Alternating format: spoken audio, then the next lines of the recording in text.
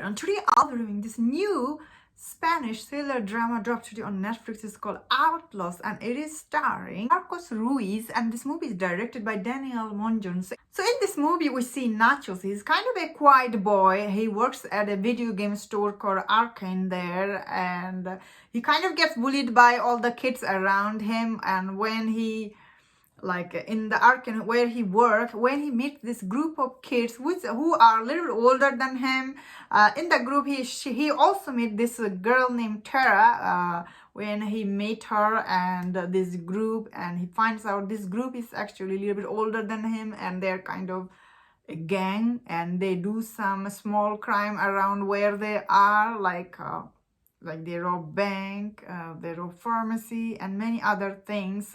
Although Nacho at the beginning of this movie, he was a little bit quieter boy, good boy type. But once he met this gang, he kind of become involved with them or their crime they were doing. Or should I say, that is the reason why these gang people came to him, because they needed some help with him. So I must say, although this movie story might not be new, we all have seen it before, but the way this movie was shot and the way it was directed, this movie, I must say, this movie was beautiful looking, honestly. This movie has some beautiful location, because we see Nacho's past life, which took place in 1970. So all the set pieces design, it really looked like I was in that time frame. And the way it was done, I was like, ooh, it's very engaging when you watch it. Although this Nacho's character at the beginning of this movie, you see him, he's so quiet and he minding his own business. Somehow he's very cool character that he drag you in with his story. Like when he meets this girl named Tara, I was like, oh, obviously you can see he has a crush on her, but she might be involved with another boy in the group. So I must say, the way the whole movie was done, it's very beautiful. There's some draggy scenes. Because it's a teenager movie, you see some teenager stuff in this movie. But these people, they're also trying to do small crime. So this movie tried to also show you. There's also another storyline going on with the detective. Like he's investigating the crime they were doing.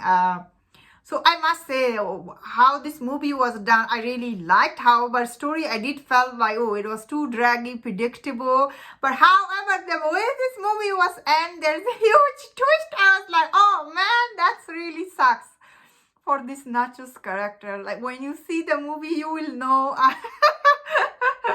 was like, oh man, it's really sucked. That is what I felt when this movie ended, because in this movie, you see the Nacho, he feels something for Tara, but Tara, because she might be involved with another boy, but so he whole his life he actually doesn't make a big move on her. Like he actually doesn't do anything. So that's why the way this movie had left me like, ah.